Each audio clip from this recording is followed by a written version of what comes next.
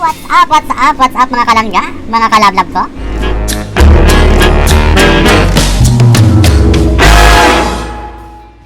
Hey, what's up, what's up, what's up mga kalangga, mga kalablab ko?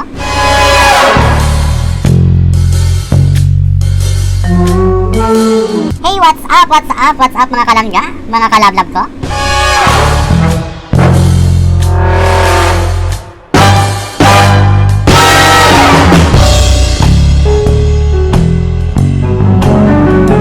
Ayan, welcome to John Lometa Vlog. Ayan guys, sa mga bago sa channel ko, ayan, don't forget to smash the subscribe button, i-like nyo, then i-share nyo tong video na to. So guys, once again, this is John Lometa Vlog. Welcome to another video. So guys, ito na naman tayo. Ayan, mainit-init pa.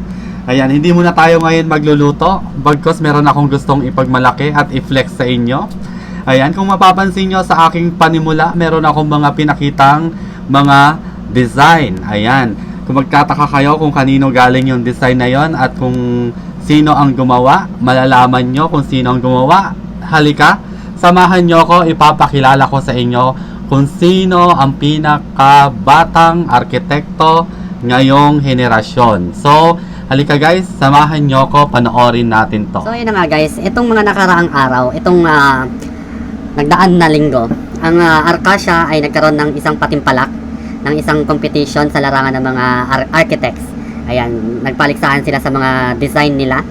Ang tema ng paliksahan na ito ay yung tungkol sa pandemic na nangyari sa ating mundo ngayon.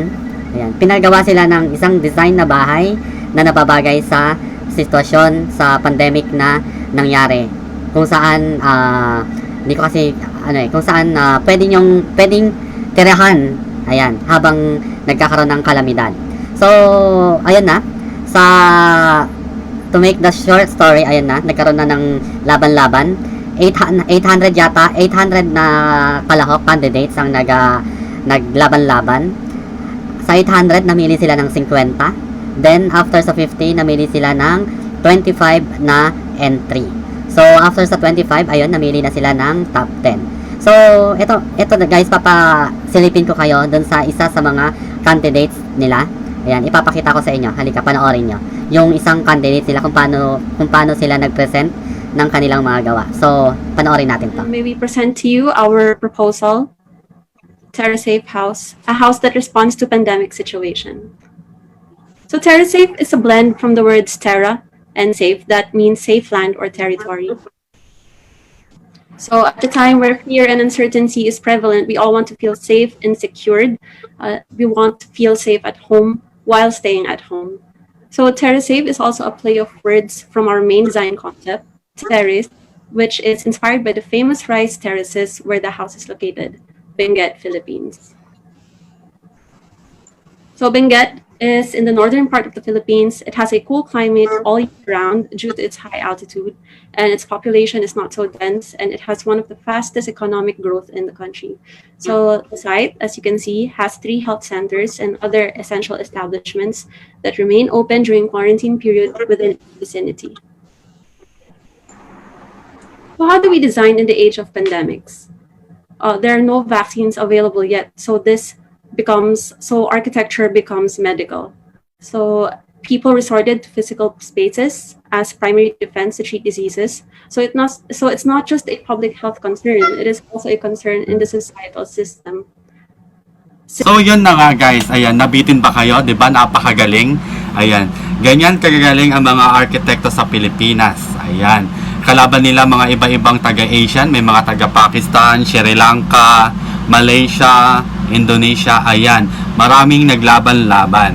Nakita nyo kung gaano kagaling yung pinasilip ko sa inyo.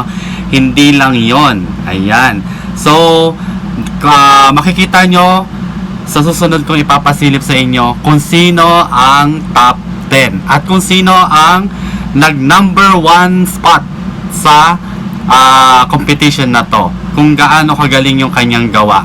Ayan, so halika, panoorin nyo, ipapakita ko sa inyo ang announcement ng top 10 at ng number 1 spot ng competition na ito. So halika na. Talk about the top 10 student submissions. Architect Gyanendra. Yeah, thank you, Bisma. And am I audible, Bisma? Yes, you are. Yeah, so thank you, Bisma, to have given me and Adranta from the ACA to judge the students' entries. Wonderful entries we had, and I would like to announce the top 10 as per our evaluation and screening. Is my screen viewable, Yes. Bisma? Okay, thank you. Yes. So I'm announcing the student category result for the AKIA YYAF WFH workshop, Dream House that responds to pandemic situation, beautifully organized by AKIA. So the 10th position goes to Ketling Hong Jia from Malaysia. This is the 10th position, position number 10. 10th position is shared. No, this is same, Ketling Hong Jia. Number 10 is shared with Denisha Jacqueline Lee from Indonesia. So number 10 position is shared. Another slide of Denisha Jacqueline Lee. Number 9 is Putu Ika Budiyatra, position number 9 from Indonesia. Kindly excuse me for the wrong pronunciation. Putu Ika Budiyata, position number 9 from Indonesia. Another slide of Putu Ika Budiyatra. Number 8 is Hafsa Qureshi. Now she's from Pakistan. Entry number 21, Pakistan. Hafsa Qureshi, position number 8.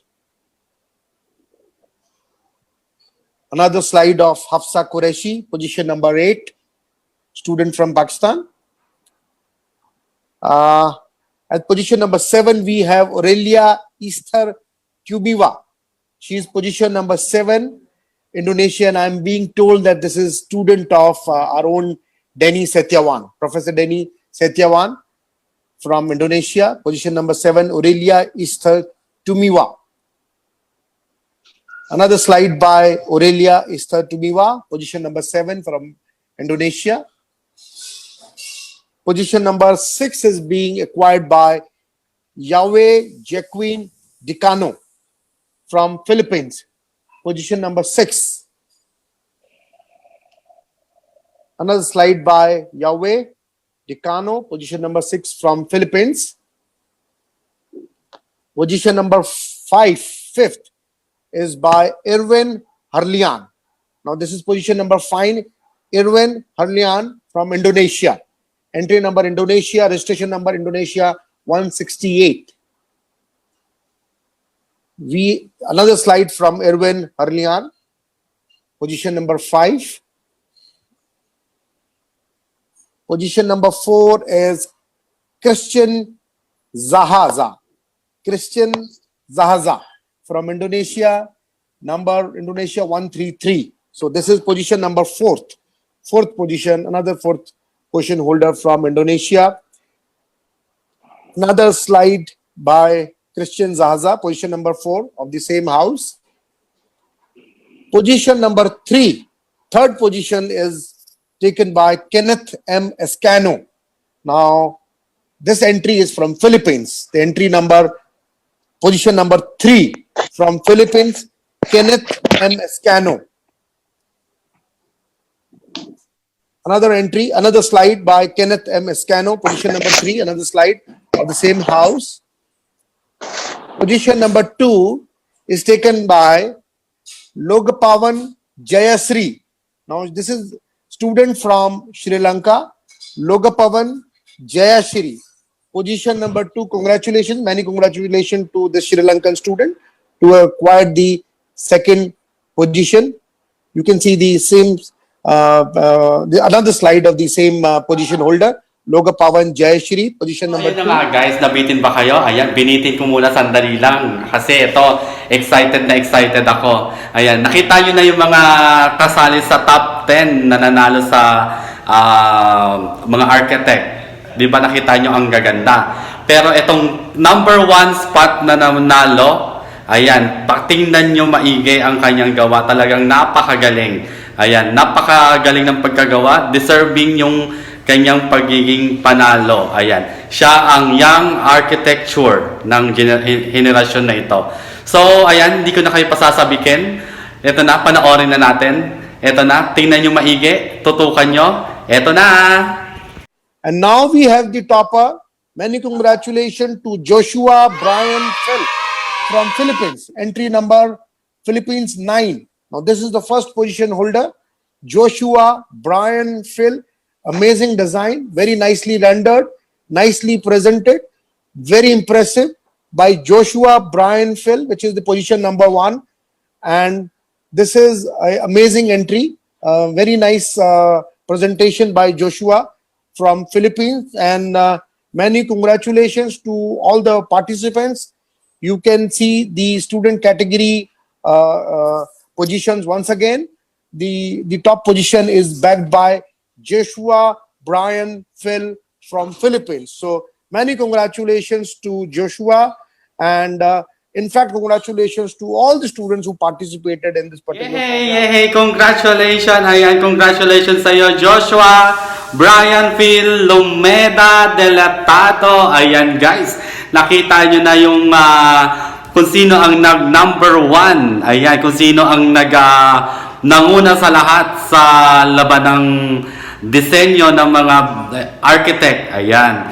Siya ang ating young architects ng taon na ito. So, nakilala na natin kung sino si Joshua Brian Phil Delatado. Ayan, siya ang nanguna sa paliksahan. Kalaban niya maraming entry, pero siya talaga ang deserving. So guys, gusto nyo bang makita kung sino si Joshua Delatado? Kung sino si Joshua? Ayan, ipapakita ko sa inyo kung sino si Joshua Delatado. Joshua, if Joshua is there, we really want to applaud Joshua, the first rank holder from Philippines. Joshua there? Joshua Brian Phil. So, ayan na guys, hinahanap si Joshua. Ayan, magpapakita kaya si Joshua? Ayan, abangan natin kung magpapakita si Joshua sa mga board of panel. So, for the meantime na hinahanap nila si Joshua, ito ipapakita ko muna sa inyo si Joshua. Okay? Ito, panoorin nyo si Joshua. Joshua Delatado ay napakabait na bata at malambing. Ayan, makikita niyo na siya nung bata pa. Ayan, napakakalaw din na binata na ngayon. Ayan, yan ang baby ko. Ayan, lahat ng instrumento ay kayang tugtugin. Nagigitaran, nagpapiano. Ayan, mahilig sa music. Mapagmahal din siya sa kanyang mga pinsan, kaibigan, at siya ay panganay sa 4 na magkakapatid na anak ni Marjorie Lumeda Delatado at ni Philip Delatado. Guys, I would like to present you our architect, Joshua Brian Phil Lumeda Delatado. I see Joshua on chat room. Yes, on the chat. Can we just put Joshua on screen?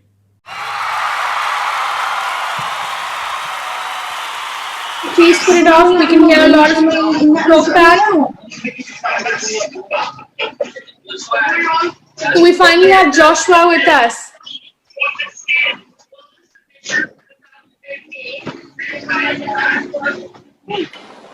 Hi, Joshua. Hello.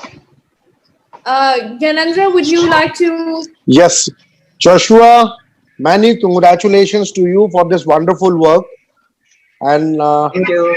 all of us at the jury were amazed, and it's interesting design, really nicely rendered, very nice presentation, and I would like to congratulate you and wish you all the good luck in your future endeavors.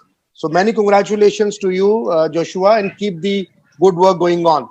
Congratulations once again. Thank you. Thank you. Thank you.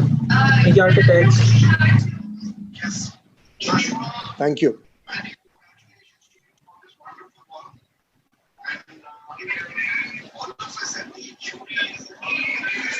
Congratulations to all the top 10 Yay! students. So, ayun na nga guys, natapos na. Nakita nyo na kung sino yung ating tawag nito, number 1 spots na nanalo sa architect. So, ang ating young architect sa henerasyon ngayon is si Joshua Brian Phil Lomeda Delatado. Ayan, congratulations sa'yo, Joshua Delatado. Ayan, congratulations sa'yo. Proud na proud sa'yo yung tito mo. Ayan, alam mo kung gaano kita kamahal, Joshua. So, keep it up. So, nandito lang kami. Nagmamahal sa'yo. Support ka namin sa iyong karera sa buhay. So, guys, hanggang dito na lang. Ayan, maraming salamat sa pagsama sa akin, sa aking mga kalablab dyan. Thank you so much. Ayan, magkita-kita tayo sa susunod na palabas ko. Bye guys!